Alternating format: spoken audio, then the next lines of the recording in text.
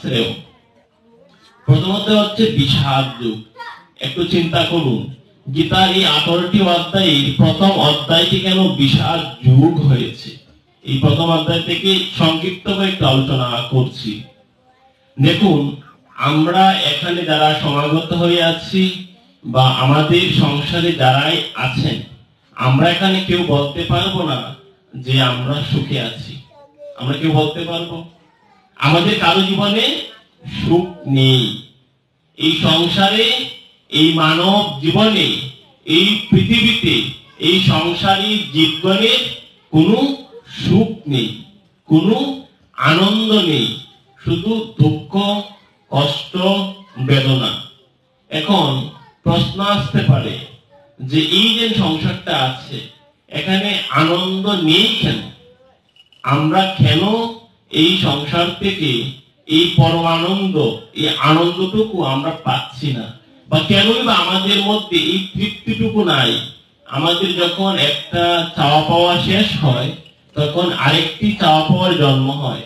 মানে আজকে আমাদের যাদের দুতলা বাসা আছে, আমরা চাই 4 তলায় থাকতে, আমরা কেউ নিচতলায় থাকতে চাই না। আমাদের যাদের লক্ষ লক্ষ টাকা আছে, আমরা চাই যাতে আমাদের আরো বেশি করে টাকা হয়, কোটি কোটি টাকা হয়। যাদের ধন সম্পদ আছে, আমরা চাই আরো যাতে বেশি করে ধন সম্পদ হয়। এগুলো কেন হবে? এগুলো থেকে মুক্তির উপায় কি?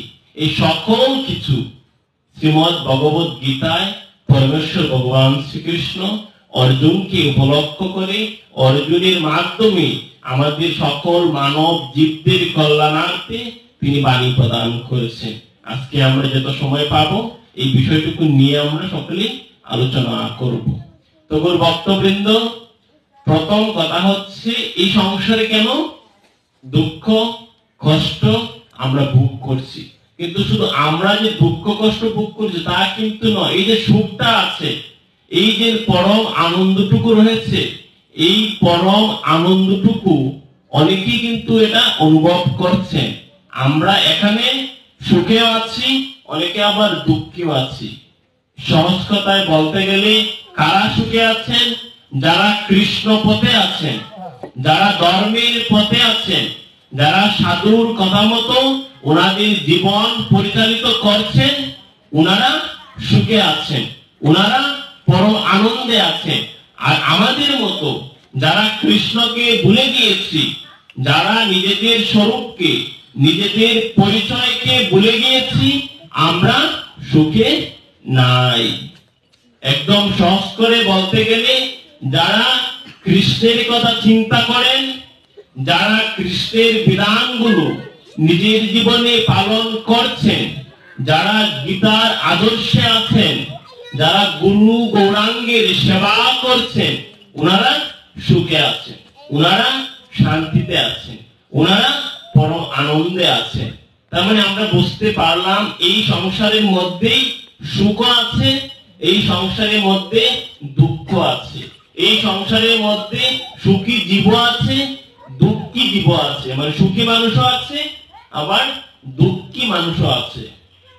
এখন অর্জুনের যা হয়েছে, তিনি হচ্ছেন দুঃখী, তিনি ভব রোগে রোগাগ্রস্ত, মানে তিনি বিষাদে জর্জরিত, তিনি কষ্টে জর্জরিত।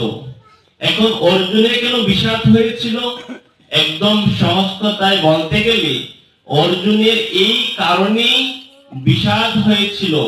উনি কষ্টের মধ্যে ছিলেন, উনি সংশয়ের মধ্যে ছিলেন যে অর্জুন নিজের পরিচয়টুকু তিনি ভুলে গিয়েছিলেন। ঠিক সেইভাবে, ঠিক তেমনি ভাবেই আমরাও বিষাদের মধ্যে আছি, কারণ আমরাও আমাদের নিজের পরিচয়, নিজের স্বরূপটুকু আমরা ভুলে আছি। এই নিজের স্বরূপটুকু ভুলে থাকার কারণে আমরাও কিন্তু দুঃখী হয়ে আছি, আমরাও কিন্তু বিষাদে জর্জরিত হয়ে আছি। এখন এই সংসারে আমরা আছি, এই সংসারটাকে আমরা আমাদের আপনজন মনে করছি। দেখুন গীতার মধ্যে কেমন বিধান রয়েছে। এগুলো শুধু যে গীতার মধ্যেই ছিল তা কিন্তু নয়।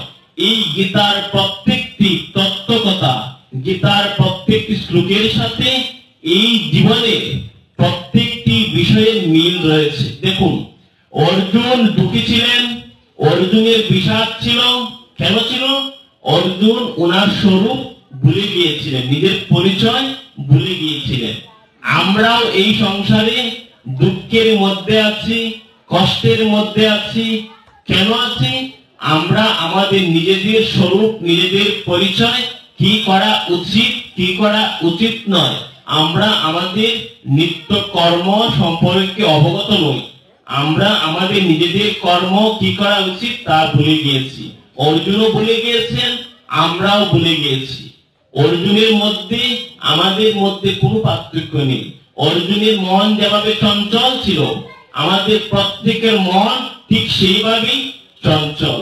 আজকে মনটা এইদিকে ধাবিত হয়, অন্যদিন অন্যদিকে ধাবিত হচ্ছে। তো অর্জুন যখন দেখতে পেলেন কুরুক্ষেত্র নামক স্থানে, কুরুক্ষেত্র, এখন আমরা যদি মনে করি কুরুক্ষেত্র বলতে ভারতের এই স্থানটি কি বোঝানো হয়েছে, তাহলে আমরা ভুল করব। প্রত্যেকটি তত্ত্বকথা আমাদের বুঝতে হবে। কুরুক্ষেত্র, কুরু শব্দের অর্থ হচ্ছে করা। কি করা? কর্ম করা। কুরু মানে হচ্ছে করা। কি করব?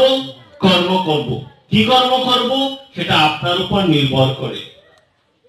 আমরা ইচ্ছা করলে জাগতিক কর্ম করতে পারি, আমরা পারমার্থিক কর্ম করতে পারি। জাগতিক কর্ম কি, পারমার্থিক কর্ম কি? এখন জাগতিক কর্ম হচ্ছে সেই কর্ম যে কর্ম করলে পরে আপনার অনেক নাম যশ প্রতিষ্ঠা হবে, কিন্তু আপনি সুখে থাকতে পারবেন না। পারমার্থিক কর্ম হচ্ছে সেই কর্ম যে কর্ম ধর্মীয় নিয়ম অনুসারে করা হয়, যে কর্মের মধ্যে কোনো চাওয়া পাওয়া থাকে না, যে কর্মের মধ্যে কোনো কামনা বাসনা থাকে না, তা হচ্ছে পারমার্থিক কর্ম।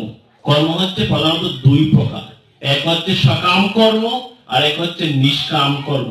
সকাম কর্মটি কি? আমরা কর্ম করছি, আমরা সাধু সঙ্গে এসেছি, এখানে আমরা অনেকেই অনেক ভাব নিয়ে এসেছি, প্রত্যেকের মনের ভাব কিন্তু এক নয়। অনেকে এখানে সাধু সঙ্গে এসেছে, প্রভু আজকে আমি আপনার সাধুকথা, আপনার কথা, হরিকথা আজকে শ্রবণ করব, গীতা পাঠ শুনবো, আপনি আমাকে এইটুকু দিবেন। প্রভু আজকে আমি গীতা পাঠ দিচ্ছি যাতে আমার ছেলে ভালো একটা চাকরি হয়। প্রভু আজকে আমি গীতা পাঠ দিচ্ছি যাতে আমার মেয়ে ভালো জায়গায় বিয়ে হয়। প্রভু আজকে আমি গীতা পাঠ দিচ্ছি যাতে আমার গৃহের কল্যাণ হয়, আমার যাতে অর্থ হয়, আমার যাতে সম্পত্তি হয়, আমার যাতে নাম হয়, যশ হয়, আমার যাতে বৃদ্ধি হয়। এই যে মনের বাসনা, মানে আপনি কর্ম করছেন, কর্মের পেছনে আপনার ফলের আশা আছে, ফলের আকাঙ্ক্ষা আছে, এটা হচ্ছে সকাম কর্ম। আরেকটি কর্ম হচ্ছে নিষ্কাম কর্ম। এই সংসারে দুই ধরনের ব্যক্তি আছেন, একটা হচ্ছে সকাম কর্মী, একজন হচ্ছে সকাম কর্মীদারী ব্যক্তি, আরেকজন হচ্ছে নিষ্কাম কর্মীদারী ব্যক্তি। সকাম ব্যক্তিকে এই যে কর্ম করছেন, ফলে আশা রাখছেন, চাওয়া পাওয়ার যে লেনদেন রয়েছে, এটা হচ্ছে সকাম কর্ম, উনি হচ্ছেন সকাম কর্মী। যিনি কর্ম করছেন তিনি হচ্ছেন কর্মী। আর নিষ্কাম কর্ম কি? কর্ম করছি কিন্তু কোন ফলে আশা রাখছি না, যে প্রভু আমাকে এই সংসারে পাঠিয়েছেন, প্রভু কৃপা করে আমাকে এই কর্ম করাচ্ছেন, তাই আমি কর্ম করছি। এটা হচ্ছে নিষ্কাম কর্ম, যে কর্মে কোনো চাওয়া পাওয়া ফলের আশা থাকে না, কর্ম করছেন অনাসক্ত ভাবে, কোনো আসক্তি নেই, কোনো চাওয়া পাওয়া নেই, সেটা হচ্ছে নিষ্কাম কর্ম। তার মানে কুরুক্ষেত্র, কুরু মানে বুঝতে পারলাম করা। কি করা? কর্ম করা। আপনি সকাম কর্ম করতে পারবেন, আপনি নিষ্কাম কর্ম করতে পারবেন। এখন যদি আমরা সিদ্ধান্তে যাই যে আমাদের কি কর্ম করা উচিত, শ্রীমদ্ ভগবত গীতায় 18টি অধ্যায় আছে, তৃতীয় অধ্যায় হচ্ছে কর্মযোগ। এই তৃতীয় অধ্যায়ের 9 নং শ্লোকে পরমেশ্বর ভগবান শ্রীকৃষ্ণ বলছেন, যজ্ঞার্থাৎ কর্মণু অন্যত্র লুকু অহং কর্ম বন্ধন তদর্থং কর্ম কুন্তেয় মুক্ত সঙ্গ সমাচর।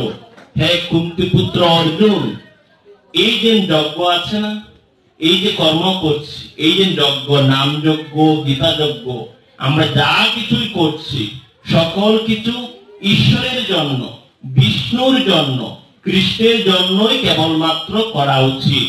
তা না হলে এই কর্মই জড় জগতের বন্ধনের কারণ। আমরা বুঝতে পারলাম তৃতীয় অধ্যায়ের কর্মযুগে 9 নং শ্লোকে ভগবান বলছেন যে সকল কিছু আমরা কার জন্য করব, কার উদ্দেশ্যে করব? ঈশ্বরের উদ্দেশ্যে, কৃষ্ণের উদ্দেশ্যে, বিষ্ণুর প্রীতির জন্যই আমাদের কর্ম করা উচিত। তা না হলে এই কর্মই আমাদের কি বন্ধনের কারণ। এখন এই যে বন্ধন শব্দটি আছে, বন্ধন বলতে কি বোঝায়? আবদ্ধ বোঝায়।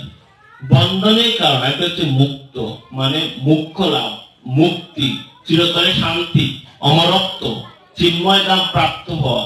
বন্ধন মানে হচ্ছে আবদ্ধ করা, আর মুক্তি, মুখ্য লাভ, একদম চির শান্তি যাকে বলা হয়, সেটা লাভ করার জন্য গীতায় বিধান রয়েছে।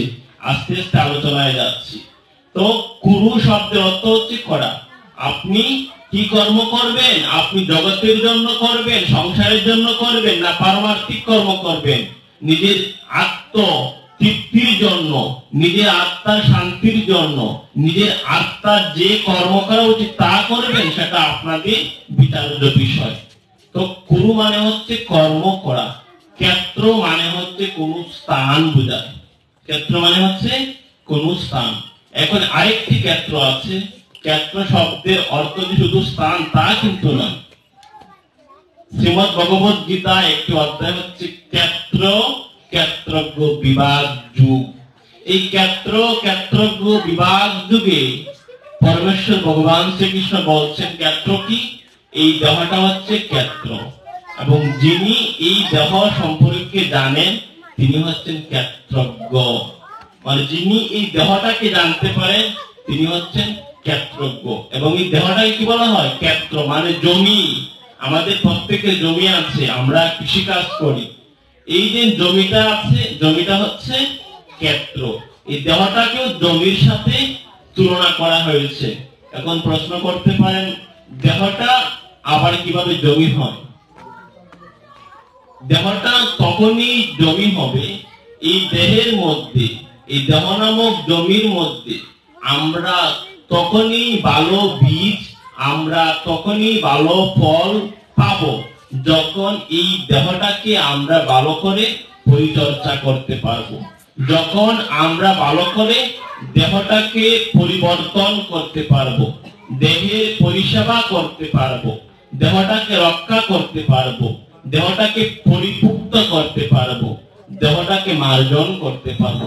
অনেকগুলো অর্থ বলেছি। এখন এই দেহটাকে কেন জমি বলা হয়েছে সংক্ষিপ্ত করে আলোচনা করছি। দেখুন, একটি জমিতে যখন আমরা চাষ করি, বীজ যখন রোপণ করি, বীজ রোপণ করার পূর্বে দেহটা যদি, এই জমিটা যদি শক্ত থাকে, এই শক্ত জমিটাকে আমরা কি করি? নরম করি, উর্বর করি। আমরা আগে উর্বর করি, আমরা এই জমিটাকে আগে উপযুক্ত করি, পরিপূর্ণ করি, যাতে সেখানে ভালো বীজ রোপণ করলে ভালো ফল পাওয়া যায়।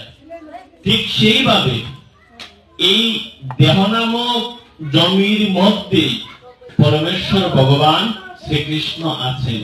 মানে আমরা যদি সহজ করে প্রশ্ন করি ভগবান কোথায় থাকেন, আমরা অনেকেই বলে থাকি ভগবান বৈকুণ্ঠে থাকেন, ভগবান উপরে থাকেন। বলি না যে ভগবান উপরে, ভগবান উপরে থাকেন, ভগবান একজন আছেন, তিনি উপর থেকে দেখছেন। কিন্তু না, তিনি যে শুধু উপরেই থাকেন তা কিন্তু না, তিনি সর্বত্র আমাদের প্রত্যেকের হৃদয়ে বিরাজিত। ভগবান প্রত্যেকের হৃদয় মন্দিরে আছেন। এই হৃদয় মন্দিরে, প্রত্যেকের হৃদয় মন্দিরে ভগবান আছেন। আর এখন আমরা যারা এখানে আছি, ভগবান কোথায় আছেন? এই সাধু সঙ্গেই ভগবান আছেন। ভগবান আছেন ভগবানের কথামৃতে, ভগবান আছেন সাধু সঙ্গে। তার প্রমাণ কি? নারদ মুনি প্রশ্ন করছেন, হে প্রভু আপনি কোথায় থাকেন? তিনি বলছেন, নারদ মুনির মাধ্যমে আমাদেরকে জানিয়ে দিচ্ছেন, নাহম তিষ্ঠামি বৈকুণ্ঠে যোগিনাং হৃদয়েন চ মদ্ভক্ত যত্র গায়ন্তি তত্র তিষ্ঠামি। হে নারদ, হে নারদ, আমি যোগীদের হৃদয়েও থাকি না, আমি বৈকুণ্ঠেও থাকি না। যেখানে আমার ভক্তগণ আমার গুণগান কীর্তন করেন সেখানেই আমি বিরাজ করি।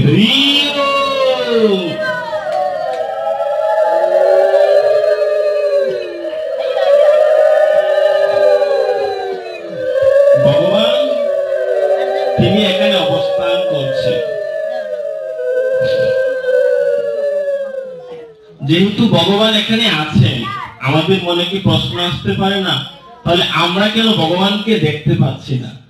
প্রশ্ন আসতেই পারে। যদি আমাদের একটি বিষয় সম্পর্কে সম্পূর্ণ ধারণা থাকে, তাহলে কিন্তু সেই বিষয়টুকু সম্পর্কে আমাদের শ্রদ্ধা, ভক্তি, ভালোবাসা, অনুরাগ জন্মে।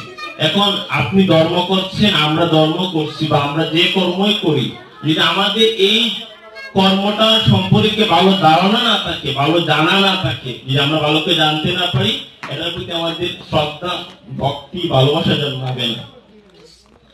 তো এই যে ভগবান এখানে আছেন, আমরা কেন ভগবানকে দেখতে পাচ্ছি না? আমাদের চক্ষু কয়টা? আমাদের চক্ষু কয়টা বলেন তো? দুইটা না? কিন্তু আমাদের শাস্ত্রে বলছেন তিনটি চক্ষু আছে। দুইটি হচ্ছে চর্ম চক্ষু, এই চক্ষুগুলো দিয়ে আমরা জাগতিক বিষয়সমূহ দেখতে পাই। আর একটি হচ্ছে দিব্য চক্ষু বা জ্ঞান চক্ষু। আমি বলেছি না, এই দেহটাকে জমি বলা হয়েছে। এই দেহের মধ্যে, এই ক্ষেত্রের মধ্যে যখন শ্রী গুরুদেব আমাদের প্রত্যেকের কর্ণের মধ্যে বীজ, এই বীজ বলতে দেহ নামক, এই দেহ নামক ক্ষেত্রের মধ্যে গুরুদেব যে মন্ত্র দেন কর্ণের মধ্যে, এই বীজকে বোঝানো হয়েছে।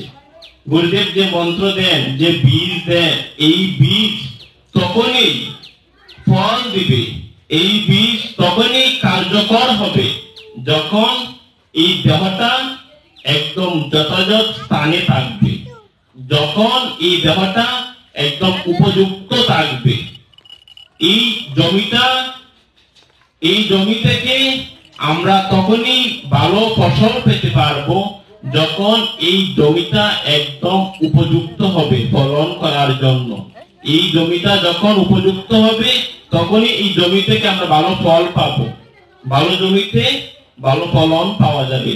ঠিক সেইভাবে এই দেহ নামক জমিটা যখন পরিপূর্ণ থাকবে, মানে যখন সুরানায় পরিপূর্ণ থাকবে, যখন ধর্মীয় বিধানগুলো পরিপূর্ণভাবে একজন ব্যক্তি পালন করতে পারবে, তখন এই ব্যক্তির মধ্যেই পরমেশ্বর ভগবান শ্রীকৃষ্ণ প্রকাশিত হবেন। হৃদয়ের মধ্যে যে ভগবান আছেন সেটা তিনি অনুভব করতে পারবে।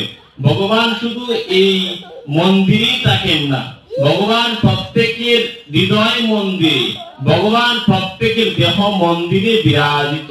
এই দেহ মন্দিরটাকে আগে আমাদের মার্জন করতে হবে, দেহ মন্দিরটাকে আমাদের আগে পরিষ্কার করতে হবে। কিভাবে মার্জন করব তারও কিন্তু বিধান রয়েছে, এগুলো আমরা আস্তে আস্তে আলোচনা করব। তার মানে বুঝতে পারলাম, কুরু হচ্ছে করা, ক্ষেত্র হচ্ছে একটি স্থান বা জায়গা। এখন কুরুক্ষেত্র বলতে কি বোঝানো হয়েছে? যে এই দেহের কর্ম করা, এই সংসারে দেহের কর্ম করাই হচ্ছে কুরুক্ষেত্র। এখন দেহের কর্ম যে করব, কি কর্ম করব? নিষ্কাম কর্ম করব, ধর্মীয় বিধান অনুসারে পারমার্থিক কর্ম করব। যে কর্ম করলে আমাদের সুখ আসে, যে কর্ম করলে আমাদের পরম আনন্দ আসে, যে কর্ম করলে আমরা তৃপ্তি পাই, আমরা আনন্দিত হই, সেই কর্মই আমরা করব। কুরুক্ষেত্র আমরা বুঝতে পারলাম। এখন এই যে কুরুক্ষেত্র নামক স্থানে যুদ্ধ হয়েছে, এখানে দুইটি পক্ষ ছিল, একটি হচ্ছে শত্রুপক্ষ, একটি হচ্ছে মিত্র পক্ষ, একটা হচ্ছে ধর্মের পক্ষ, একটা হচ্ছে অধর্মের পক্ষ, একটা হচ্ছে ন্যায়ের পক্ষ, একটা হচ্ছে অন্যায়ের পক্ষ, একটি হচ্ছে পঞ্চ পাণ্ডবের পক্ষ, আর একটি হচ্ছে কৌরব পক্ষ। দুইটি পক্ষে যুদ্ধ হয়, কারণ যুদ্ধ তো শত্রু মিত্র না থাকলে হওয়া যায় না। ঠিক সেইভাবে এই জগতের মধ্যেও দুইটি পক্ষ আছে। এক পক্ষ ধর্মের কথা বলবে, আরেক পক্ষ অধর্মের কথা বলবে। এক পক্ষের ব্যক্তিগণ ধর্মের পথে থাকবে, নিজেও ধর্মপথে থাকবেন, অন্যদেরকেও ধর্মপথে আনার চেষ্টা করবেন। আরেক পক্ষের ব্যক্তিগণ নিজেও ধর্ম করবেন না, নিজেও অসৎ পথে থাকবেন, অধর্মের পথে থাকবেন, অন্যকেও ধর্ম পথ থেকে নিজের পথে আনার জন্য চেষ্টা করবেন। তার মানে বুঝতে পারলাম, কৌরব পক্ষ এবং পাণ্ডব পক্ষ, এই কৌরব এবং পাণ্ডব পক্ষ শুধু কুরুক্ষেত্র যুদ্ধে ছিল না, আমাদের প্রত্যেকের সংসারে, প্রত্যেকটি সমাজে, প্রত্যেক সনাতনী সমাজের মধ্যে, প্রত্যেক গৃহের মধ্যে এই দুটি পক্ষ আছে।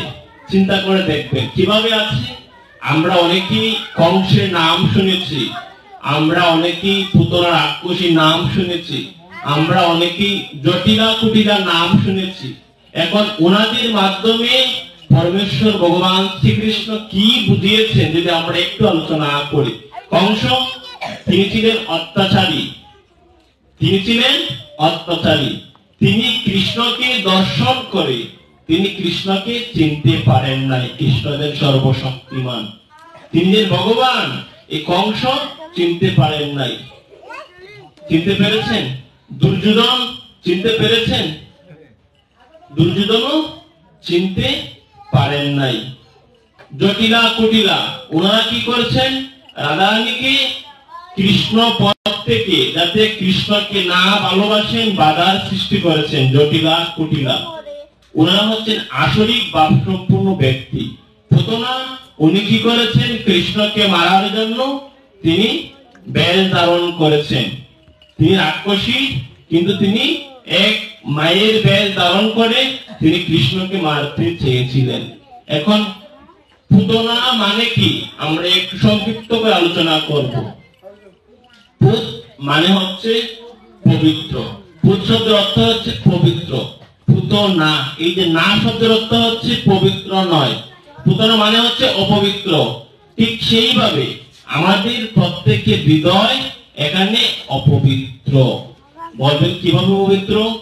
আমাদের হৃদয় এই কারণেই অপবিত্র যে আমাদের প্রত্যেকের হৃদয়ের মধ্যে কামনা বাসনা আছে, আমাদের প্রত্যেকের হৃদয়ের মধ্যে অহংকার আছে, দাম্ভিকতা আছে, হিংসা আছে, নিন্দা আছে, পরনিন্দা আছে। এগুলোর কারণে আমাদের এই প্রত্যেকটা হৃদয়, এগুলোর কারণে আমাদের প্রত্যেকটি হৃদয় অপবিত্র হয়ে আছে। এই অপবিত্র হৃদয়ে ভগবানের দর্শন হয় না, এই অপবিত্র হৃদয়ে কৃষ্ণের কৃপা হয় না, এই অপবিত্র হৃদয়ে সাধুগুরু বৈষ্ণবের কৃপা হয় না। তাই হৃদয়টাকে পরিষ্কার করে যদি আমরা ভগবানকে ডাকতে পারি, সাধন ভজন করতে পারি, তাহলে এই হৃদয়ের মধ্যেই যে ভগবান আছে অন্তর্যামী রূপে, আমাদের এইটুকু অনুভব হবে যে হৃদয়ের মধ্যেই পরমেশ্বর ভগবান শ্রীকৃষ্ণ অন্তর্যামী রূপে বিরাজিত। হৃদয়টাকে আমাদের পরিষ্কার করতে হবে। তারপর আমরা যদি শ্রীরামচন্দ্রের লীলায় যাই, অহল্লা, হল্লা শব্দের অর্থ হচ্ছে চাষের যোগ্য, অহল্লা মানে হচ্ছে চাষের অযোগ্য। মানে আমাদের এই যে দেহ নামক ক্ষেত্রটি আছে, দেহ নামক জমিটি আছে, এটা কি চাষের অযোগ্য। এখানে কামনা বাসনায় জর্জরিত এই দেহটি, এই জমিটাকে যখন আমরা চাষের যোগ্য করতে পারবো, এই যোগ্য জমিতে যখন গুরুদেব ওনার বীজ মন্ত্রটি দিয়েছেন বা দিবেন, এই বীজ মন্ত্রটি তখনই পরিপূর্ণ হবে, এই বীজ মন্ত্র তখনই বৃদ্ধি পাবে। এই বীজ মন্ত্রে থেকে আমরা তখনই এই শক্তিটুকু বীজ মন্ত্রে কার্যটুকু বুঝতে পারবো যখন এই দেহটি যোগ্য হবে। তাই আমরা বুঝতে পারলাম এই সংসারের মধ্যেও দুটি পক্ষ আছে, এক পক্ষ ধর্মের পথে থাকবে, আরেক পক্ষ অধর্মের পথে থাকবে। তার মানে এই যে কৌরব পক্ষ এবং পাণ্ডব পক্ষ আছে, এই পঞ্চ পাণ্ডব ওনারা ছিলেন ধর্মের পক্ষে, আর কৌরব পক্ষ ওনারা ছিলেন অধর্মের পক্ষে। কৌরবরা ছিলেন অধার্মিক, পঞ্চ পাণ্ডব ওনারা ছিলেন ধার্মিক। তাই ভগবান শ্রীকৃষ্ণ ওই পক্ষে গিয়েছিলেন। পঞ্চ পাণ্ডবের পক্ষে সত্য ছিল, ধর্ম ছিল, ন্যায় ছিল, কল্যাণ ছিল। তাই ভগবান শ্রীকৃষ্ণ এই পক্ষ অবলম্বন করেছিল। অন্যথায় তিনি কৌরবদের পক্ষে যান নাই। এই পক্ষে ধর্ম ছিল না, এই পক্ষে অন্যায় ছিল, অধর্ম ছিল, অসত্য ছিল। তাই ভগবান শ্রীকৃষ্ণ পঞ্চ পাণ্ডবের পক্ষে গিয়েছিলেন, কৌরব পক্ষে যান নাই। এখন আমরা কোন পক্ষে যাব সেটা আমাদের বিচার করা উচিত। এখন আমরা আসি, যেহেতু দুইটি পক্ষ ছিল, দুইটি পক্ষের মধ্যে যুদ্ধ হচ্ছে। এই যে যুদ্ধ হয়েছে, যখন অর্জুন যুদ্ধক্ষেত্রে উপস্থিত হয়েছেন, উপস্থিত হয়ে যখন দেখতে পেলেন ওনার আত্মীয় স্বজন, ওনার নিকটজন, ওনার গুরু সমতুল্য, ওনাদেরকে তিনি বাণ দ্বারা কিভাবে প্রহার করবেন, তখন তিনি বলছেন যে হে মাধব, আমি যুদ্ধ করব না। দেখুন, তিনি বলছেন যুদ্ধ করব না, তখন তিনি বসে আছেন রথের মধ্যে। এখন কৃষ্ণ কিন্তু প্রথম অধ্যায়ে শ্রীমদ্ ভগবদ গীতায় কোন বাণী প্রদান করেননি। দেখবেন প্রথম অধ্যায়ে কোন বাণী কৃষ্ণের নেই। প্রশ্ন আসতে পারে কেন কৃষ্ণ বাণী প্রদান করেননি? এই কারণেই কৃষ্ণ প্রথম অধ্যায়ে অর্জুনকে বাণী প্রদান করেননি, কেননা অর্জুন তখনও কৃষ্ণের কাছে আত্মসমর্পণ করতে পারেনি। নিজের মধ্যে যে আমিত্ব বোধটুকু ছিল, নিজের মধ্যে জাগতিক সম্পর্কের বন্ধনটুকু ছিল, আমার আমিত্ব বোধটুকু ছিল, জাগতিক সম্পর্কের বন্ধনে আবদ্ধ বোধটুকু ছিল, যে আমার আত্মীয় স্বজন, আমার গুরুজন, আমার বন্ধু বান্ধব, এই ভাবটুকু ছিল। তাই ওনাকে কৃষ্ণ প্রথম অধ্যায়ে কোন বাণী প্রদান করেননি। তার মানে আমরা এই যে ভাগবতী আলোচনার দিকে অগ্রসর হচ্ছি, এখন আমাদেরকে আগে আত্মসমর্পণ করতে হবে, তারপর আমরা ভগবান লীলাকথা আস্বাদন করব। যখন শ্রীমদ্ ভগবদ গীতায় অর্জুন কৃষ্ণের কাছে আত্মসমর্পণ করেছেন, যখন অর্জুন কৃষ্ণকে গুরুরূপে বরণ করেছেন, তখনই অর্জুনকে কৃষ্ণ বাণী প্রদান করেছেন। অর্জুনকে কৃষ্ণ তখনই বাণী প্রদান করেছেন যখন অর্জুন বলেছেন যে আমার কি করা উচিত, কি করা উচিত নয় আমি তা বুঝতে পারছি না, আমি কিং কর্তব্য বিমূঢ় হয়ে গেছি, আপনি কৃপা করে আমাকে পথ দেখান। আমি আপনাকে গুরুরূপে বরণ করছি, আমি আপনার কাছে আত্মসমর্পণ করছি।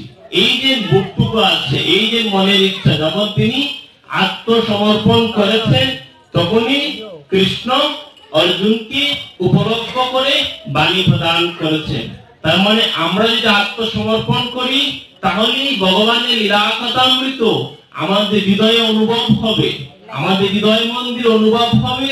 আমরাও ভক্তি করে শ্রদ্ধা সহকারে ভগবানকে ডাকতে পারবো এবং ভগবান অবশ্যই অবশ্যই আমাদেরকে তিনি কৃপা করবেন, আমাদেরকে আমাদের মনের ইচ্ছা পূর্ণ করবেন। বলো ভক্তবৎসল ভগবান কি জয়, জয় জয় শ্রী রাধেশ্যাম। দেখুন, অর্জুন আত্মসমর্পণ করেছেন। আমরাও মনে মনে স্থির করি যে প্রভু আপনি ছাড়া আমাদের এই সংসারে দুঃখ কষ্ট থেকে কেউ মুক্তি দিতে পারবেন না। তো আমরাও কিন্তু এভাবে পথ হারা হয়ে আছি, আমরাও কিন্তু আমাদের নিজেদের কি কর্ম করা উচিত তা বুঝতে পারছি না। তো আমরাও সকলে পথ হারা, আমাদের পথ প্রদর্শক করবেন এই শ্রীমদ্ ভগবদ গীতা, যা ভগবান স্বয়ং অর্জুনকে উপলক্ষ করে প্রদান করেছেন। এখন আমরা আস্তে আস্তে এগোই। আমরা কৃষ্ণকে সর্বশক্তিমান মনে করে, কৃষ্ণকে জগতের গুরু মনে করে আমাদের সকল কিছু কৃষ্ণের কাছে, ভগবানের কাছে, ঈশ্বরের কাছে সমর্পণ করেছি। এখন আমরা ভাগবতী আলোচনায় আস্তে আস্তে অগ্রসর হচ্ছি, আমি বেশি দীর্ঘায়িত করব না আলোচনা। তো দেখুন, ভগবান ভক্তের অধীন, আমরা সকলেই জানি ভগবান হচ্ছেন ভক্তের অধীন। এখন ভগবান যে ভক্তের অধীন, আগে আমাদের সকল কিছু ভগবানকে সমর্পণ করতে হবে। আমরা যে সমর্পণ করব, আত্মসমর্পণ যে করব, আমরা কি আত্মসমর্পণ করব? এই যে সংসারে আমাদের যা কিছু আছে, কোনো কিছু কি আমাদের? একবার চিন্তা করুন তো, যখন আমরা এই অনিত্য সংসারে এসেছি, কি বলছি? অনিত্য। অনিত্য মানে কি? ক্ষণস্থায়ী, অস্থায়ী, সেটা চিরস্থায়ী নয়। এই যে আমরা অনিত্য সংসারে এসেছি, এই যে আমরা মায়াময় সংসারে এসেছি, তার আগে আমরা কোথায় ছিলাম? এখন যে আমরা এই অনিত্য মায়াময় সংসারে এসেছি, এই মায়াময় সংসারে কেন এসেছি? কেন এত দুঃখ কষ্ট ভোগ করছি? এই দুঃখ কষ্ট থেকে মুক্তি পাওয়ার উপায় কি? কিভাবে আমরা পরমেশ্বর ভগবান শ্রীকৃষ্ণের কৃপা পেতে পারবো? কিভাবে আমরা পরম আনন্দ লাভ করতে পারবো এই সংসারের মধ্যে থেকে? এই বিষয়টুকু নিয়ে আজকে আলোচনা করব, লীলাকথার মাধ্যমে আস্বাদন করানোর চেষ্টা করব। তো প্রথম প্রশ্ন যে এই সংসারে আসার পূর্বে এই মায়াময় সংসারটা হচ্ছে মায়াময়। মায়াটা কেমন? মায়া হচ্ছে অনিত্য, মায়া হচ্ছে অস্থায়ী, মায়া হচ্ছে মিথ্যা, মানে যা সত্য নয়। মায়া কি?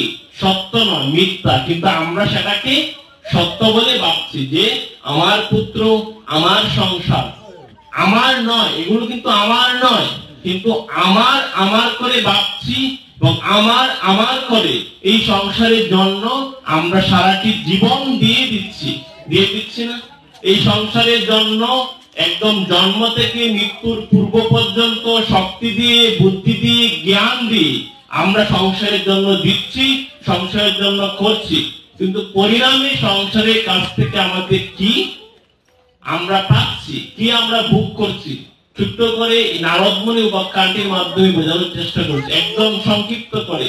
নারদমুনি বলছেন, প্রভু সামনে কলিযুগ, এই কলির কলুষিত জীবদের কিভাবে মুক্তি হবে?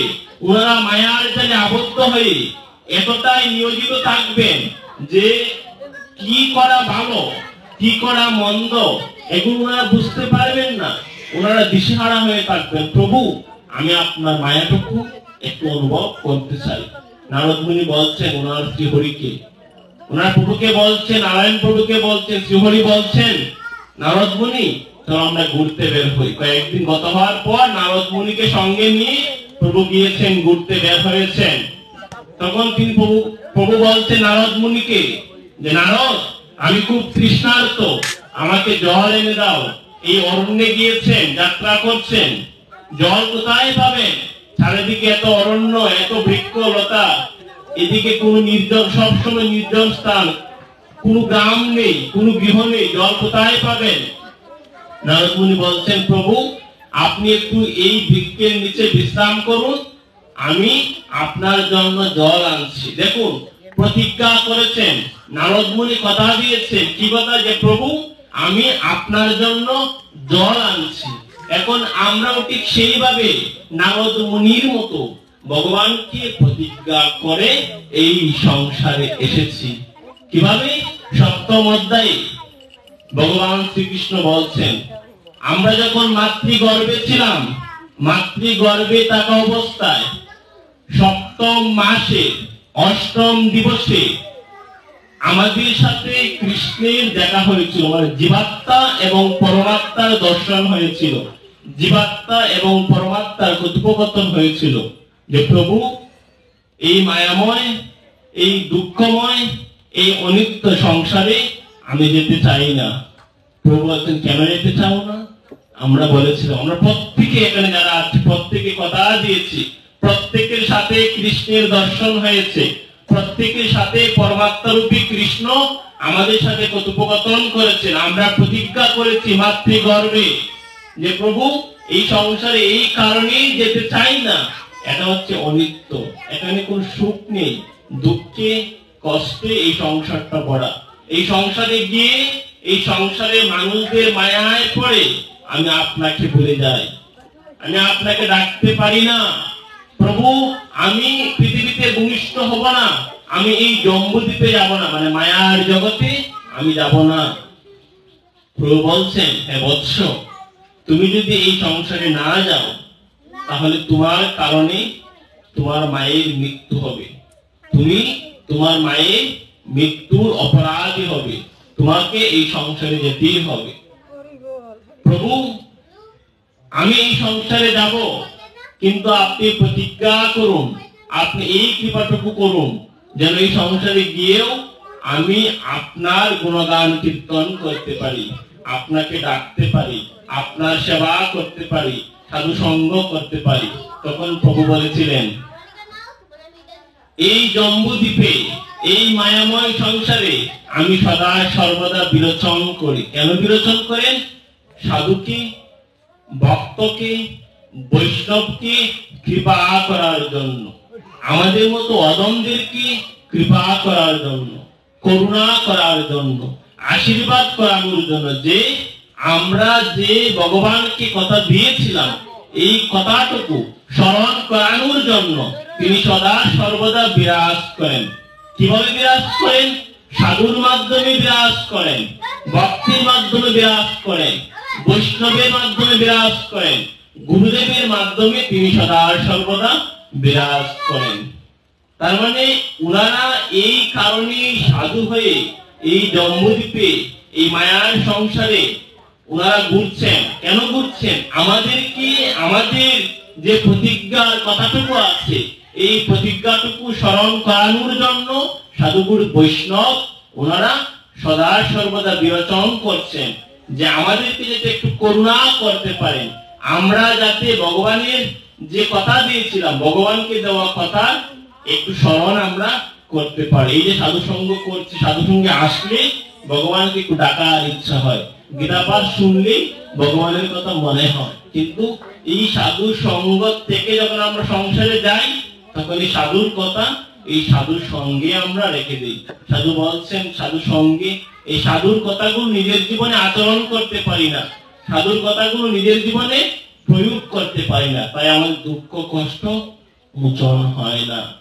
তাই এই দুঃখ কষ্ট থেকে মুক্তি পাওয়ার জন্য সাধুর কথাগুলো, গুরু বৈষ্ণবের কথাগুলো, ভক্তের কথাগুলো নিজের জীবনে আচরণ করতে হবে, প্রয়োগ করতে হবে।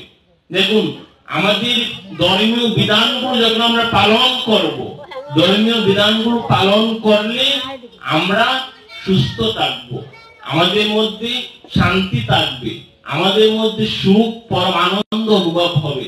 যখন আমরা ধর্মীয় বিধান, ধর্মীয় আইনগুলো, ধর্মীয় নিয়মগুলো পালন করতে পারবো না তখন আমাদের মধ্যে নানা ধরনের রোগ ব্যাধি হবে, আমাদের মধ্যে বিভিন্ন ব্যাধি হবে, আমরা জন্ম মৃত্যুর চক্রে আবদ্ধ হব যতদিন পর্যন্ত ধর্মীয় বিধানগুলো, ধর্মীয় নিয়মগুলো পালন করতে পারবো না। আমরা ততদিন পর্যন্ত সুখী হতে পারবো না যতদিন পর্যন্ত আমরা আমাদের নিজেদের উদ্দেশ্যটুকু আমরা বুঝতে পারবো না, নিজেদের উদ্দেশ্যটুকু যতদিন পর্যন্ত আমরা ঠিক করতে পারবো না ততদিন পর্যন্ত আমরা সুখী হতে পারবো না। যতদিন পর্যন্ত আমরা ধর্মীয় বিধানগুলো পালন করতে পারবো না, আমাদেরকে কলিযুগে 100 বছর আয়ু নির্ধারণ করা হয়েছে, কিন্তু আমরা কি 100 বছর বাঁচি? 100 বছর বাঁচি না, 60 70 এর মধ্যে আমরা চলে যাই। কেন চলে যাই? ধর্মীয় বিধানগুলো যখন আমরা পালন করব না, পালন না করার কারণে আমাদের আয়ু ক্ষয় হয়। ধর্মীয় বিধান পালন না করলে আমাদের আয়ু কমে যায়। তাই আমরা সকলেই চেষ্টা করব ধর্মের আনুগত্য থেকে যাতে আমরা আমাদের জীবনটা পরিচালিত করতে পারি। সংসার করছি, কার সংসার করব? কৃষ্ণের সংসার করব। কৃষ্ণের সংসার করব, ছাড়ো অনাচার। এই সংসারে আছি, এই গৃহের মধ্যে আছি, এই গৃহটাকে আমরা যাতে বৃন্দাবনে পরিণত করতে পারি, এই সংসারটা যাতে আমরা কৃষ্ণের সংসার করতে পারি। সংসারের কেন্দ্রে, সংসারের মূলে থাকবেন কৃষ্ণ। বাজারে গিয়েছি, বাজার করছি, কার জন্য করব? কৃষ্ণের জন্য করব। আমরা তো কৃষ্ণকে আমরা তো আপন মনে করি না, আমরা ভগবানকে আপন মনে করি না। যদি মনেই করতাম প্রত্যেক দিন কি শুধু আমরা চিনি দিয়ে গোপালকে ভোগ দিতাম, প্রত্যেক দিন কি শুধু কলা দিয়ে গোপালকে ভোগ দিতাম, এই 10 বছর 20 বছর 30 বছর শুধু এক দ্রব্য দিয়ে আমরা ভগবানকে ভোগ দিচ্ছি, এক দ্রব্য ভগবানকে নিবেদন করছি, তা হবে না। আপনি আপনার সন্তানকে প্রত্যেক দিন কত ধরনের দ্রব্য দিয়ে আপনি সেবা করেন আপনার সন্তানকে। গোপালতা আপনার সন্তানের মতোই, গোপালতা আপনার পরম বন্ধু, গোপালতা আপনার পরম সখা, গোপালতা আপনার পরম পিতা। আপনি আপনার পিতাকে কি এই 10 বছর 12 বছর বড় এক খাবার দিতে পারবেন? পারবেন না। তখন আমাদের বিবেকটা জাগ্রত হবে। কিন্তু কৃষ্ণকে দেওয়ার সময়, প্রভুকে দেওয়ার সময় আমরা সেটা একবার অনুভব করি না। ধর্ম হচ্ছে অনুভবের বিষয়, ধর্মটা হৃদয় থেকে আসতে হয়, ধর্ম হচ্ছে বিবেকের বিষয়। এই যে আমরা বাজারে যাই, বাজারে গিয়ে আমরা আমাদের সন্তানদের জন্য কত পোশাক আনি, আমি না নতুন নতুন পোশাক আনি। আমরা গোপালের জন্য কতজন আছি, এই দুর্গা পূজায় বিভিন্ন অনুষ্ঠানে আমরা পোশাক আনি। এগুলো আমাদের বাবার বিষয়। এই সংসারে আছি, সংসারে কর্ম করব, কার জন্য করতে হবে? কৃষ্ণের জন্য সংসারে কর্ম করতে হবে। দেখুন, এই যে আমরা বাজার করে, আমরা জাগতিক দ্রব্যের মাধ্যমে আমরা বাজার করে, আমরা জাগতিক ভোগ লালসা পরিপূর্ণ করার জন্য আমরা খাচ্ছি, খাবার খাই, তাই না? কিন্তু এই বাজারটা করে এই দ্রব্যের মধ্যে যদি একটু ভক্তি থাকতো, একটু শ্রদ্ধা থাকতো, শ্রদ্ধা ভরে যদি আমরা একটু এই যে রন্ধনটা করছি, রান্নাটা করছি, তার মধ্যে একটু প্রসাদ, একটু ভক্তি মিশ্রিত করে সেই প্রসাদটুকু যদি আমরা একটু গ্রহণ করতে পারতাম, তাহলে এই সংসারটাই অন্যরকম হতো। এই বলেছে না, এই সংসারে সুখী মানুষও আছে, দুঃখী মানুষ আছে। সুখী কারা? যারা কৃষ্ণের বিধানগুলো পালন করে, ওনারা হচ্ছেন সুখী। যারা কৃষ্ণের সংসার করছেন, ওনারা হচ্ছেন সুখী মানুষ। যারা জপমালায় জপ করছেন, যারা একাদশী রাখছেন, যারা কণ্ঠে তুলসীর মালা দিয়েছেন, যারা দাদার সঙ্গে তিলক দিচ্ছেন, ওনারা হচ্ছেন সুখী। ওনারা এই সংসারে থাকলেও সংসারে মায়া মোহ, সংসারে ত্রিতাপজনিত দুঃখ কষ্ট ওনাদেরকে কখনো আক্রমণ করতে পারে না, ধরতে পারে না। কেন পারে না? কৃষ্ণের শক্তির দ্বারা কৃষ্ণ ওনাদেরকে, ওনার ভক্তদেরকে সকল অপশক্তির কাছ থেকে দূরে রাখেন। কৃষ্ণ সর্বদা ওনার ভক্তদেরকে এই কৃপাটুকু করেন যে ওনার শক্তির মাধ্যমে যত মায়া আছে, যত মহামায়া বলেন, যত দুঃখ কষ্ট ক্লেশ বলেন, সকল কিছু থেকে ওনার ভক্তগণ দূরে থাকেন। এই সংসারের মধ্যে ওনারা থাকবেন, কারা? কৃষ্ণ ভক্তগণ। কিন্তু এই সংসারের মধ্যে ওনারা বেঁচে থাকবেন, এই সংসারের মধ্যে ওনারা কেউ ডুবে থাকবেন না। তাই কৃষ্ণ ভক্ত হলে আমাদের কল্যাণ, কৃষ্ণের বিধানগুলো পালন করলে আমাদের মঙ্গল, নয়তো আমাদের মঙ্গল কল্যাণ সুদিন কোন দিনই আসবে না। আমরা বলি না যে আজকে আমার সুদিন এসেছে, মানে টাকা পয়সা হলে আমরা কি মনে করি যে আমরা আজকে খুব আনন্দে বা আমাদের সুখী, আমরা সুখী, আমাদের সুদিন এসেছে, আমাদের জীবন সুখে কাটছে। যখন টাকা পয়সা হয় বা ছেলে একটা চাকরি হলো, মেয়ে একটা ভালো জায়গায় বিয়ে হলো, আমরা বলি যে আমাদের সুদিন এসেছে, ভগবান আমাদের সুদিন দিয়েছেন। কিন্তু আমাদের শাস্ত্রকারগণ কি বলছেন? এই যে আজকে আপনারা সাধু সঙ্গ করতে পারছেন, এটাই হচ্ছে আমাদের মানবের জন্য সুদিন। যেদিন আমরা কৃষ্ণের কথা শুনতে পারবো, সেই দিনই আমাদের জন্য সুদিন। আর যেদিন কৃষ্ণ বিমুখ থাকবো, এই দিনই আমাদের জন্য দুর্দিন। যেদিন আমরা ধর্ম কথা শুনবো, যেদিন আমরা ধর্মীয় বিধানগুলো পালন করতে পারবো, সেই দিনই আমাদের জন্য সুদিন। সাধু সঙ্গ করতে পারছি মানে আজকে আমাদের জন্য সুদিন, ভালো দিন, পুণ্যের দিন, মঙ্গলের দিন। আর যেদিন আমরা কৃষ্ণকে ডাকতে পারবো না, কৃষ্ণকে ভুলে যাব, কৃষ্ণের চিন্তা করতে পারবো না, কৃষ্ণ নাম জপ করতে পারবো না, কৃষ্ণের সেবা করতে পারবো না, সেই দিনই হচ্ছে আমাদের মানবের জন্য দুর্দিন, মহা কষ্টের দিন, মহা বিষাদের দিন। তার মানে আজকে আমাদের সুদিন হয়েছে।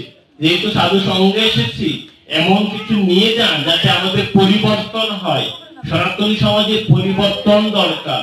সাধু সঙ্গে আসলাম, মাথায় শুধু জুড়লাম আর প্রসাদ খেলাম, সাধু সঙ্গে আসার কোনো সার্থক হবে না। আমার কথাগুলো কর্কশ, কিন্তু একটু বুঝবেন। সাধু সঙ্গে আসলাম, এই দেখুন, এই বিভিন্ন জায়গায় গীতা পাঠ হয়, বৈষ্ণব সেবা হয়, হরিনাম কীর্তন হয়, হয় না? নাম কীর্তন হয়, নাম যজ্ঞ হয়, লীলা কথা হয়। কিন্তু দেখুন তো, এই গ্রামের মধ্যে কয়জনকে আপনি পাবেন যে ওনার প্রসাদ বুঝি? এই যে গীতা পাঠ হচ্ছে বা গীতা পাঠ হয়, চতুর্দিকে অনেক সাধু সঙ্গ হয়, এই এলাকার মধ্যে অনেক ভক্ত হয়, কিন্তু কতজন ভক্ত পরিবর্তন হচ্ছে? কতজন ভক্ত মালা তিলক দিচ্ছেন? কতজন ভক্ত জপমালায় জপ করছেন? এটা আমাদের বাবার বিষয়। সাধু সঙ্গে গিয়ে যদি আমাদের পরিবর্তন হয়, তাহলে বুঝতে হবে এই সাধু সঙ্গে যাওয়া আমাদের সার্থক। যদি সাধু সঙ্গে গিয়ে আপনার মধ্যে কোনো পরিবর্তন না আসে, আপনার মন আগে যেমন ছিল, আগে যেমন কুকথায়, কুচিন্তায়, পরনিন্দায় থাকতো আপনার মন, আগে যেভাবে মানুষের অনিষ্ট করার চেষ্টা করতেন, আগে যেভাবে মানুষের ক্ষতি করার চেষ্টা করতেন, আগে যেভাবে মানুষের উন্নতি থেকে আপনার কষ্ট হতো, আগে যেভাবে মানুষের উন্নতি দেখে আপনি অন্যের ক্ষতি করার চেষ্টা করতেন, সাধু সঙ্গ করার পর, গীতা পাঠ শোনার পর যদি আপনার মনটা ঠিক সেইভাবেই থাকে, তাহলে বুঝতে হবে এই সাধু সঙ্গে যে ফলটা, সাধু সঙ্গে যে কৃপাটা, সাধু সঙ্গে যে মহিমাটা, সেটা আপনি পান নাই, সেটা এখনো আপনার জীবনে হয়ে উঠে নাই। তারপরে সাধু সঙ্গ করলে, সাধু সঙ্গ করার মতো করবো এবং সাধুর কথাগুলো নিজের জীবনে আচরণ করব। আচরণ করলে, সাধুর কথাগুলো পালন করলে আমাদের জীবন পরিবর্তন হবে। সাধু সঙ্গ আমাদেরকে পরিবর্তন করতে শেখায়, সাধু আমাদেরকে পরিবর্তন শেখান। মানে এই জগতে আছি, জগতের কথাই চিন্তা করছি, 20 বছর যাবৎ সাধু সঙ্গ করছি, গীতা পাঠ শুনছি, কিন্তু এই সংসারের মধ্যে আছি। 20 বছর আগে এই সংসারটা যেমন ছিল এখনো ঠিক তেমনই আছে। 20 বছর আগে আমি কোনোদিন মালা তিলক দেইনি, আমি কোনোদিন জপমালায় জপ করিনি, এখনো 20 বছর হয়েছে, 30 বছর হয়েছে, আমি গীতা পাঠ করছি, শুনছি, সাধু সঙ্গ করছি, পরিবর্তন হয় নাই। বুঝতে হবে সাধু সঙ্গে আপনার অপরাধ আছে, সাধু সঙ্গ করলে আপনার কোনো লাভ হবে না। এই যে ভক্তি, সকলে বলেন না, ভক্তি হচ্ছে ভক্তির মুক্তির প্রধান মাধ্যম। এই যে ভক্তিটা আছে, এই ভক্তিটাকে যদি আপনি বৃক্ষের মতো চিন্তা করেন, এই ভক্তি নামক বৃক্ষটি যতই উর্ধে যাবে ততই আপনার বুঝতে হবে যে আপনার সাধন ভজনে আপনার ক্রিয়া হচ্ছে, আপনি সাধন ভজনের ফলটা পাচ্ছেন। কিন্তু ভক্তি নামক বৃক্ষটি যদি না এগোয়, মানে যদি আপনার জীবে দয়া, নামে রুচি, বৈষ্ণব সেবায় যদি আপনার অনুরাগ না জন্মে, কি বলছি, জীবে দয়া, মানে যদি আপনি মানুষকে না ভালোবাসেন, মানে যার ধন আছে, যার অর্থ আছে, তাকে যদি আপনি একটু ভালোভাবে সম্মান করেন, যার অর্থ নেই, যার টাকা পয়সা নেই, তাদেরকে যদি আপনি ঘৃণা করেন, তাহলে কি হবে, জীবে দয়া এই ভাবটা আপনার মধ্যে আসতো না। নামে রুচি, আপনি 10 বছর, 5 বছর, 3 বছর ধরে শুধু নাম নিচ্ছেন চারমালা করে, যদি নামের প্রতি আপনার নিষ্ঠা না আসে, যদি নামের প্রতি আপনার অনুরাগ না জন্মে, যে আগে আপনি চারমালা জপ করতেন, এখন আপনার 8 মালা জপ করতে ইচ্ছা হয়, আগে আপনি সাধু সঙ্গ কম করতেন, এখন বেশি করার ইচ্ছা হয়, এই মনোভাব, এই নিষ্ঠাটা যদি না আসে, যতদিন পর্যন্ত এই নিষ্ঠাটা আসবে না, ততদিন পর্যন্ত বুঝতে হবে যে আপনার এই সাধুর কৃপা, মহতের কৃপা এখনো হয় নাই, গুরু কৃপা এখনো হয় নাই। তাহলে কিভাবে হবে? কৃষ্ণ ভক্তের এই গুণগুলো আমাদের আগে অর্জন করতে হবে। গুণগুলো কি? যে কাউকে ঘৃণা করা যাবে না, সকলকে ভালোবাসতে হবে, সকলের প্রতি সমদর্শীপরায়ণ ভাব আনতে হবে। শ্রীমদ্ ভগবত গীতার 7ম অধ্যায়ে জ্ঞান বিজ্ঞান যুগে 16 নং শ্লোকে ভগবান শ্রীকৃষ্ণ বলছেন, কি বলছেন, চতুর্বিধা ভজন্তে মাং জনা সুকৃতির অর্জুন। মানে এই পৃথিবীতে যারা আছেন, প্রধানত 4 ধরনের ব্যক্তি আছেন যারা ভগবানকে ভালোবাসেন। কে কে? তিনি বলছেন আর্ত, অর্থাৎী, জিজ্ঞাসু এবং জ্ঞানী। এই 4 ধরনের ব্যক্তি, পৃথিবীতে যত ব্যক্তি হোক না কেন, ওনারা এই 4 ধরনের ব্যক্তির মধ্যে পড়বেন, যারা ভগবানকে ভালোবাসেন, ভগবানকে ডাকেন। আর্ত, অর্থাৎী, জিজ্ঞাসু এবং জ্ঞানী, এই 4 ধরনের ব্যক্তি ভগবানকে ডাকেন। এখন এই 4 ধরনের ব্যক্তির মধ্যে এক ধরনের ব্যক্তি আছেন যারা বিপদে পড়ে ভগবানকে ডাকেন। চিন্তা করবেন, আমরা অনেকে আছি না, বিপদে পড়লে আমরা ভগবানকে ডাকি, এই বিপদে পড়লে ভগবানকে ডাকি, ওনারা হচ্ছেন আর্ত ভক্ত। যারা বিপদে পড়ে ভগবানকে ডাকেন ওনারা হচ্ছেন আর্ত ভক্ত। কে ছিলেন? দ্রৌপদী। দ্রৌপদী বিপদে পড়ে ভগবানকে ডেকেছিলেন, কিন্তু দেখবেন চিন্তা করে দ্রৌপদী লীলা থেকে তিনি যখন এক হাত দিয়ে ওনার বস্ত্রকে ধরেছিলেন, আরেক হাত দিয়ে ভগবানকে ডাকছেন, ভগবান কিন্তু কৃপা করেননি, ভগবান কিন্তু রক্ষা করেননি। কেন করেননি? এক হাত দিয়ে আপনি ডাকছেন, আরেক হাত দিয়ে ধরে আছেন, মানে আপনার নিজের প্রতিও আপনার বিশ্বাস আছে, আবার ভগবানকেও ডাকছেন, হবে না। সমস্ত মন দিয়ে, এই যে প্রথম শ্লোকে আস্বাদন করেছি, মন মনা ভব মদ ভক্ত মদ জাজিমাম নমস্কুরু মামে বৈশ্বসি সত্যম তে প্রতিজানে প্রিয় হসিমে। মন মনা, এই যে মনটা আমাদের দিতে হবে, মনটা আমরা কিভাবে দিব? সমস্ত মনটাকে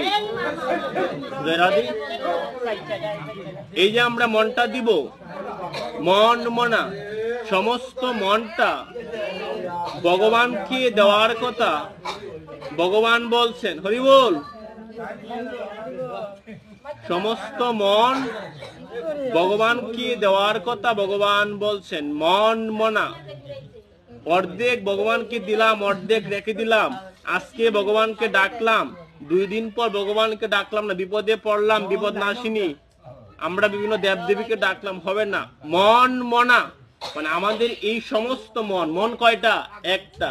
এই একটি মন একজনকেই দিতে হবে। কাকে দিব? কৃষ্ণকে দিব। এই একটি মন একজনকেই দিতে হবে। এই এক মন একজনকেই দিতে হবে। গৌর ভক্তবৃন্দ, আমরা একটু হরিনাম করি, এদিকে সাউন্ডটা ঠিক হোক। হরে কৃষ্ণ কৃষ্ণ কৃষ্ণ কৃষ্ণ হরে হরে হরে রাম হরে রাম রাম রাম হরে হরে হরে কৃষ্ণ কৃষ্ণ কৃষ্ণ কৃষ্ণ হরে হরে হরে রাম রাম রাম হরে হরে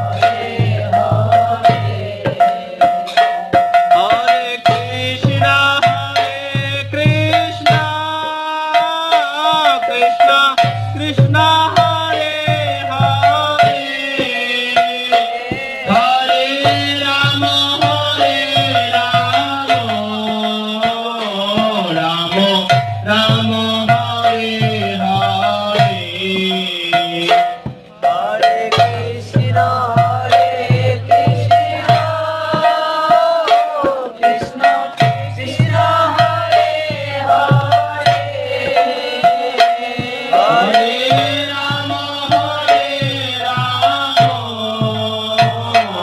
রাম রাম রাম হরে হরে হরে কৃষ্ণ কৃষ্ণ কৃষ্ণ কৃষ্ণ হরে হরে হরে রাম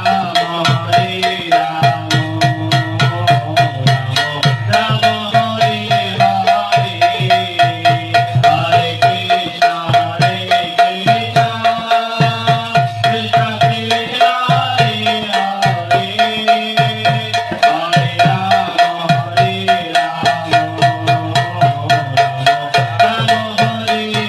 রাম ভক্তবৃন্দ, দ্রৌপদী এক হাত দিয়ে ওনার কাপড়টি ধরেছেন, বস্ত্রটি ধরেছেন, আরেক হাত দিয়ে কৃষ্ণকে ডাকছেন, কিন্তু কৃষ্ণ তিনি কৃপা করেননি। কৃষ্ণ দ্রৌপদীর বস্ত্রটি রক্ষা করেননি। কেন করেননি? মানে আমাদের বুঝতে হবে, আমরা যখন পরিপূর্ণভাবে আত্মসমর্পণ করব, তখনই ভগবান কৃপা করবেন, নয়তো করবেন না। এই যে অর্জুন, তিনি পরিপূর্ণভাবে আত্মসমর্পণ করেছিলেন, তারপর অর্জুনকে কৃষ্ণ কৃপা করেছেন।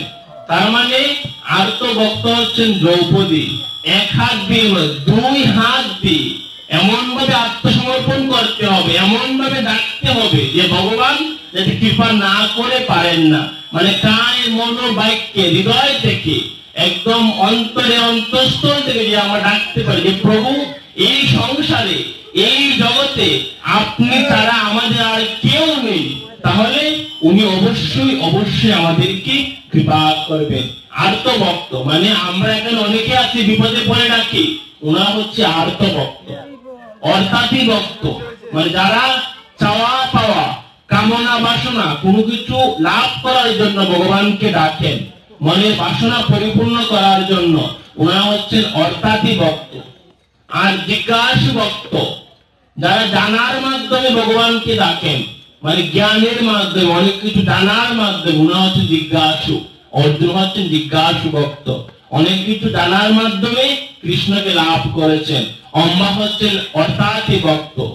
এবং তিনি বলছেন আর তো অর্থাৎই, জিজ্ঞাসু এবং জ্ঞানী, এই চার ধরনের ভক্তের মধ্যে তিনি পরের অংশকে বলছেন, সপ্তম অধ্যায়ের জ্ঞান বিজ্ঞান যুগে 17 অংশকে বলছেন যে এই চার ধরনের ভক্তের মধ্যে জ্ঞানী ভক্ত হচ্ছে উনার কাছে সবচেয়ে প্রিয়।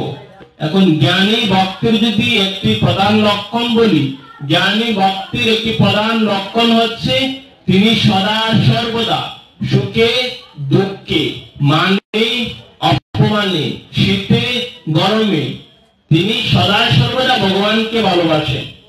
তিনি উনার বাক্যকে এইভাবে সংযত করেছেন যে উনার বাক্যের মাধ্যমে কেউ কোনো দুঃখ কষ্ট ভোগ করবে না। আপনি বাক্য দ্বারা যখন কাউকে কষ্ট দিবেন না, আপনার ব্যবহার দ্বারা কেউ যখন অসন্তুষ্ট প্রকাশ করবে না, তখন বুঝতে হবে যে আপনার বাক্য, আপনার কথা, আপনার ব্যবহার সংযত হয়েছে। তার মানে বুঝতে পারলাম কাউকে ঘৃণা করা যাবে না। যে আজকে ওনার অর্থ আছে, টাকা আছে, আপনি ওনাকে সম্মান করলেন, আরেকজনের টাকা পয়সা নিয়ে ওনাকে অসম্মান করলেন, তা হবে না। ঘৃণাটা ত্যাগ করতে হবে কৃষ্ণ ভক্তের। তারপর লজ্জা, এই যে আমরা অনেকে এখানে আছি, এখনো আমরা, আমাদের অনেক বয়স হয়েছে, বৃদ্ধ হয়ে যাচ্ছে, কিন্তু আমরা তিলক দিতে আমাদের লজ্জা করে না? আমাদের তিলক দিতে লজ্জা করে, কণ্ঠে মালা দিতে লজ্জা করে, জপমালায় জপ করতে লজ্জা করে। বাবারে, বয়স হয় নাই, তাদের বয়স হয়েছে, বৃদ্ধ বয়সে ধর্মকর্ম করব, আমরা এমন বলে থাকি, বলি না? এই যে লজ্জাটুকু আছে, লজ্জাটুকু ত্যাগ করতে হবে। কে কি বললো যে আপনি মালা জপ করছেন? আপনি যখন মালায় জপ করবেন, আমরা ঠিক করেন, আপনি যখন মালায় জপ করবেন, তখন অনেকেই অনেক কথা বলতে পারে। আপনি তুলসীর মালা দিয়েছেন, আপনি দাদু সঙ্গে তিলক দিয়েছেন, তখন অনেকেই আপনাকে অনেক কথা বলতে পারেন, অনেকেই আপনাকে নিয়ে নিন্দা করতে পারেন, তাহলে আপনার থেমে থাকলে হবে না। বলেছি না, আসরিক ভাব সম্পূর্ণ ব্যক্তি আমাদের প্রত্যেক ধর্মের মধ্যে আছে। আসরিক ভাব সম্পূর্ণ ব্যক্তি আমাদের প্রত্যেকের সংসারের মধ্যে আছে। জটিলা কুটিলা শুধু রাধারানী গৃহেই ছিলেন না, আমাদের প্রত্যেকের গৃহেই এরকম জটিলা কুটিলাধারী ব্যক্তিগণ আছেন, যারা নিজেরাও ধর্ম করবেন না, আমাদেরকেও ধর্ম করতে দিবেন না। আসরিক ভাব সম্পূর্ণ ব্যক্তি হচ্ছেন উনারা। এই সংসারের মধ্যে আসরিক ভাব সম্পূর্ণ ব্যক্তি হচ্ছেন উনারা, যারা নিজেও ধর্ম করবেন না, আমাদেরকেও ধর্ম করতে দিবেন না। তার মানে জ্ঞানী ভক্তের অন্যতম প্রধান বৈশিষ্ট্য হচ্ছে কে কি করলো, কে কি বললো, এদিকে খেয়াল না করে তিনি সদা সর্বদা ভগবানের বিধানগুলো পালন করার চেষ্টা করেন।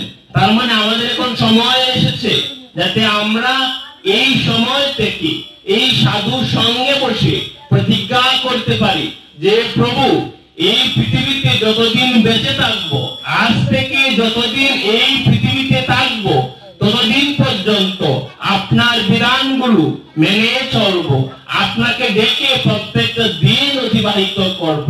এই প্রতিজ্ঞাটুকু যদি আমরা করতে পারি, আমি এই ব্যাসাসনে বসে গীতাকে স্পর্শ করে বলতে পারি, একটি মাস আপনি জপমালায় জপ করেন, একটি মাস আপনি গোপালের সেবা করেন, কৃষ্ণের সেবা করেন, দেখবেন আপনার মধ্যে দুঃখ কষ্ট আগে যেমন ছিল, এখন দুঃখ কষ্ট অনুভব হবে না। কেন হবে না? তখন আপনি বুঝতে শিখবেন এই সংসারটা আপনার নয়, এই সংসারটা হচ্ছে কৃষ্ণের। এই সংসারের মধ্যে আছেন, কৃষ্ণ আপনাকে সংসারে পাঠিয়েছেন, তাই আপনি আছেন। কৃষ্ণের জন্য সংসারে কর্ম করছেন, আপনার কি করা উচিত, কি করা উচিত নয়, আপনার সকল কিছু আপনি যখন হৃদয় থেকে বুঝতে পারবেন, কৃষ্ণ আপনাকে বুঝাবেন যে এই পথে চললে আপনার কল্যাণ হবে, এই পথে চললে আপনার মঙ্গল হবে। যদি আমরা একটি মাস কৃষ্ণ নাম জপ করতে পারি, গীতা পাঠ করতে পারি, শ্রবণ করতে পারি, পূজা অর্চনা করতে পারি। একটি মাস করে দেখুন, সারাটি জীবন তো আপনি চলছেন আপনার মতো করে। একটি মাস এই সাধু সঙ্গ থেকে এই প্রতিজ্ঞাটুকু করুন যে প্রভু, আজকের পর থেকে যতদিন পর্যন্ত পৃথিবীতে থাকবো, প্রত্যেক দিন অন্তত 4 মালা জপ করব, প্রত্যেক দিন অন্তত গীতা পাঠ শুনবো, প্রত্যেক দিন না শুনতে পারি আমরা তুলসী পত্র দিয়ে প্রার্থনা করতে পারি, পূজা করতে পারি, পূজা করব, আত্মা অর্চনা করব, জপ তো করতে পারি, আমরা কৃষ্ণ নাম জপ করব। আপনি একটি মাস করেন, আপনার পরিবর্তন হবেই হবে, পরিবর্তন হতে বাধ্য। কৃষ্ণ নাম যখন করবেন তখন কত দুশ্চিন্তা আসবে, সংসারের কথা আসবে, এগুলো আস্তে আস্তে দূরীভূত হয়ে যাবে এই নামের মাধ্যমে। এই নামের অনেক শক্তি আছে। কলিযুগের যুগধর্ম হচ্ছে কৃষ্ণ নাম। এই কৃষ্ণ নাম ছাড়া কলির কলুষিত জীবদের অন্য কোন উপায়ে মুক্তি নেই। কৃষ্ণ, কৃষ্ণ নাম, এগুলো ছাড়া, এই চিন্ময় বস্তুগুলো ছাড়া আমাদের কলির কলুষিত জীবদের কোনো মুক্তি নেই। তো যে এরা কোথায় ছিলাম, নারদ মুনি প্রভুকে কথা দিয়েছেন, প্রভু আপনি এখানে বিশ্রাম করুন, আমি আপনার জন্য জল আনছি। ঠিক সেই কথাটুকু আমরা মাতৃগর্ভে দিয়েছিলাম যে প্রভু এই সংসারে গিয়ে আমি যাই করব, আমি আপনাকে নিবেদন করে, আপনাকে উদ্দেশ্য করে, সর্বপ্রথমে আপনাকে স্মরণ করে, আমি যাই করি না কেন আপনাকে স্মরণ করে, আপনাকে নিবেদন করে, আপনার নাম নিয়ে আমি এই সংসারে সকল কর্ম করব। কিন্তু আমরা রাখতে পেরেছি? আমরা আমাদের ভগবানকে দেওয়া কথা রাখতে পারি নাই। সংসারে এসেই মায়ার জালে আবদ্ধ হয়ে আমার করছি। যখন এই সংসার ছেড়ে চলে যাব, সংসারে কোনো কিছু আমরা নিয়ে যাব না। সংসারটা হচ্ছে এমন যে আপনি একটি জায়গায় গিয়েছেন, একটি জায়গায় গিয়ে অনেকের সাথে পরিচয় হয়েছে, যখন আপনি চলে এসেছেন ওনারা ওনাদের জায়গায় চলে থাকবেন, আপনিও আপনার জায়গায় এসেছেন, ওনারা ওনাদের জায়গায় থাকবে। এই যে পরিচয় সম্বন্ধ হয়েছে, ঠিক সেইভাবে সংসারের মধ্যে আমাদের সাথে অনেকের সম্বন্ধ হচ্ছে পিতা পুত্রের সম্বন্ধ, অনেকের সাথে মায়ের সম্বন্ধ, সন্তানের সম্বন্ধ, স্বামীর সম্বন্ধ। এই যে সম্বন্ধগুলো আছে এগুলো হচ্ছে জাগতিক সম্বন্ধ। এই সম্পর্কগুলো হচ্ছে ক্ষণস্থায়ী। আমরা এখন যেখানে আছি, আমরা পূর্বে কার আত্মীয় ছিলাম আমরা কেউ জানি না, আমরা পরবর্তীতে কোথায় যাব তাও আমরা কেউ জানি না। তার মানে আমাদের প্রথম এবং প্রধান কর্মই হচ্ছে আমাদের নিজেকে আগে চিনতে হবে। প্রথম প্রশ্ন করেছিলাম যে আমরা কেন এই পৃথিবীতে এসেছি। আমরা এই পৃথিবীতে এই কারণে এসেছি, আমরা যাতে সংশোধন হয়ে, আমরা যাতে পরিপূর্ণভাবে সুন্দর একটি হৃদয় নিয়ে আমরা যাতে আবার ভগবানের কাছে যেতে পারি। আমরা কোথায় ছিলাম? আমরা কৃষ্ণের কাছে ছিলাম, আমরা চিন্ময় দামে ছিলাম। বেদ বলছেন আমরা সকলে হচ্ছে অমৃতেশ্ব পুত্রা, আমরা সকলেই অমৃতের সন্তান, আমরা সকলে পরম পিতার সন্তান, আমরা সকলে কৃষ্ণের সন্তান। আমাদের পরিচয় কি? আমাদের স্বরূপ কি? আমাদের প্রথম পরিচয় স্বরূপ হচ্ছে আমরা সকলেই কৃষ্ণের নিত্য দাস, আমরা হচ্ছে কৃষ্ণের দাস। তার মানে এই চিন্ময় জগৎ থেকে আমরা জড় জগতে এসেছি। জগৎ কয়টি? জগৎ হচ্ছে দুইটি। আমরা চিন্ময় জগতে ছিলাম, চিন্ময় জগৎ থেকে জড় জগতে এসেছি। জড় জগতে কেন এসেছি?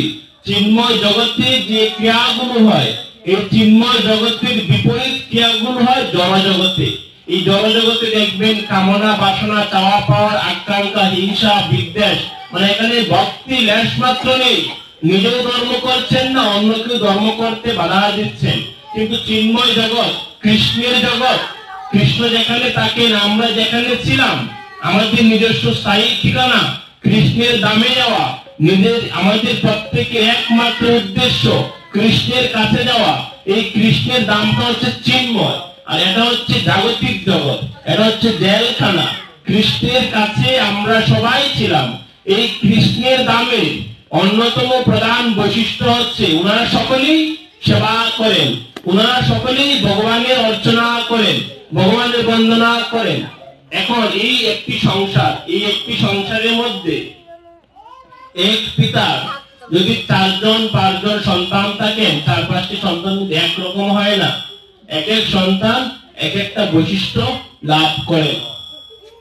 কিছু সন্তান আছেন পিতার অবাধ্য, এই অবাধ্য সন্তানগুলোকে পিতারা কি করেন, এই সংসার থেকে বের করে দেন, যে তুই যেদিন ঠিক হতে পারবে, তুই যেদিন আমার নিয়মগুলো পালন করতে পারবে, আমার পথে চলতে পারবে, সেই দিনেই তোর এই ঘরে জায়গা হবে, নয়তো হবে না। বলেন না, অনেক পিতা আছেন এভাবে। ঠিক সেইভাবে আমরা সকলেই পরম পিতার সন্তান। পিতা আমাদের পাঠিয়েছেন, কৃষ্ণ আমাদের পাঠিয়েছেন। আমরা যেদিন আমাদের কামনা বাসনাটুকু পরিপূর্ণ করে, যে চাওয়া পাওয়ার আকাঙ্ক্ষা এগুলো ত্যাগ করে, কামনা বাসনা, কামনা থাকবে কিসে? কৃষ্ণ সেবায়, সাধু সঙ্গে। এই মনোভাব নিয়ে যেদিন আমরা কৃষ্ণের কাছে যেতে পারবো, সেই দিন কৃষ্ণ আমাদেরকে রক্ষা করবে, সেই দিন কৃষ্ণ আমাদেরকে গ্রহণ করবে। তার মানে আমরা এই সংসারে এসেছি, কেন এসেছি? এটা হচ্ছে জেলখানা, এটা হচ্ছে সংশোধনের জায়গা। এই সংসারটা হচ্ছে সংশোধনের জায়গা। একটি দেশের মধ্যে যারা অপরাধী, যারা পাপী, এই অপরাধী পাপীদেরকে মুক্ত করানোর জন্য, ওনাদেরকে শাস্তি দেওয়ার জন্য কোথায় পাঠান? জেলখানায় পাঠান, জেলের মধ্যে পাঠান। এবং জেলখানায় কিন্তু কোনো শান্তি নেই। আমরা সংসারের মধ্যে অনেকেই জানি যে, আমরা অনেকেই বলে থাকি যে জেলখানায় আছি, শান্তি নাই, প্রভু শান্তি নাই। এই সংসারটা হচ্ছে একটি জেলখানার মতো। এখানে আমাদেরকে প্রভু পাঠিয়েছেন যাতে আমরা সংশোধন হয়ে প্রভুর কাছে, কৃষ্ণের কাছে আমরা যেতে পারি। কিভাবে যাব? কিছু নিয়ে তো যেতে হবে। সংসারে এসেছি, সংসারে এসে যদি সংসারের মধ্যে ডুবে যাই তাহলে চলবে না। কি নিয়ে যাব? এই যে আমরা আজকে সাধুকথা শ্রবণ করছি, কৃষ্ণ নাম নিচ্ছি, এগুলো আমাদের সাথে যাবে। যতগুলো ধর্মীয় বিধান পালন করছি, এগুলো আমাদের সাথে যাবে। এখন আমাদের যদি আসল পরিচয়টুকু নির্ণয় করতে হয়, এই আসল পরিচয়টুকু নির্ণয় করতে গেলে দ্বিতীয় অধ্যায়ে সাংখ্য যুগে যেতে হবে। কৃষ্ণ কি বাণী প্রদান করেছেন অর্জুনকে, এগুলো যদি আমরা একটু খেয়াল করি, আমরা বলে থাকি না, আমার হাত, আমার পা, আমার সংসার, আমার বাড়ি, আমার গাড়ি। ঠিক সেই ভাবটুকু প্রথম অধ্যায়ে অর্জুনের ছিল। অর্জুন বলছেন, আমার আত্মীয় স্বজন, আমি হচ্ছে শ্রেষ্ঠ যোদ্ধা। অহংকার ভাব ছিল, আমিত্ব বোধ ছিল, যে আমার গুরুজন, আমার আমিত্ব বোধটুকু ছিল। তাই অর্জুনকে কৃষ্ণ আগে অর্জুনের আসল পরিচয় কি, এই আসল পরিচয়টুকু বুঝিয়েছেন। আমাদের প্রত্যেকের আসল পরিচয়, আমাদের প্রত্যেকের আসল স্বরূপ হচ্ছে, আমরা সকলে হচ্ছে আত্মা। আত্মা মানে কি? আত্মা হচ্ছে কৃষ্ণের ক্ষুদ্রাতি ক্ষুদ্র অংশ। আত্মা এবং পরমাত্মা, এই দুটি বিষয় আমাদের বুঝতে হবে। আত্মা কি? আত্মা হচ্ছে কৃষ্ণের কাছ থেকে সৃষ্টিপ্রাপ্ত। কৃষ্ণ এবং আত্মা হচ্ছে এক, ওনাদের মধ্যে কোনো পার্থক্য নেই।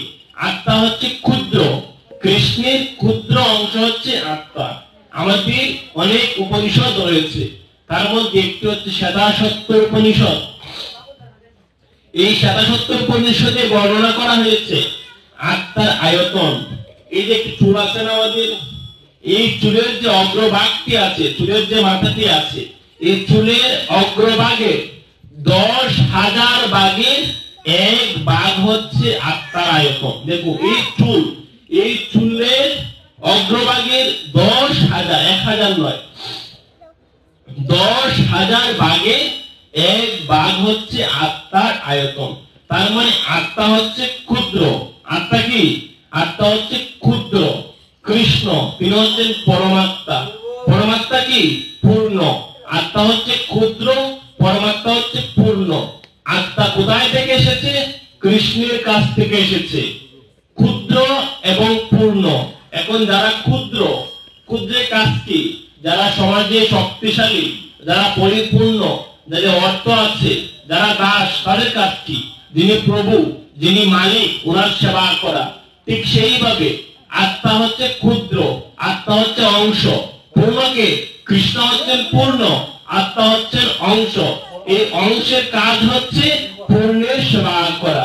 আমরা হচ্ছি দাস, দাসের কাজ কি? প্রভুর সেবা করা। মালিকের সেবা করা। তার মানে আত্মার সেবা কি? আত্মার সেবা হচ্ছে প্রভুকে কিভাবে সন্তুষ্ট করানো যায় সেই বিষয়ে খেয়াল রাখা। আমাদের প্রত্যেকের মধ্যে আত্মা আছে, আমাদের প্রত্যেকের মধ্যে আত্মা রূপে পরমেশ্বর ভগবান শ্রীকৃষ্ণ বিরাজ করছেন পরমাত্মা রূপে। তিনি পরমাত্মা রূপে প্রত্যেকের হৃদয় মন্দিরে আছেন।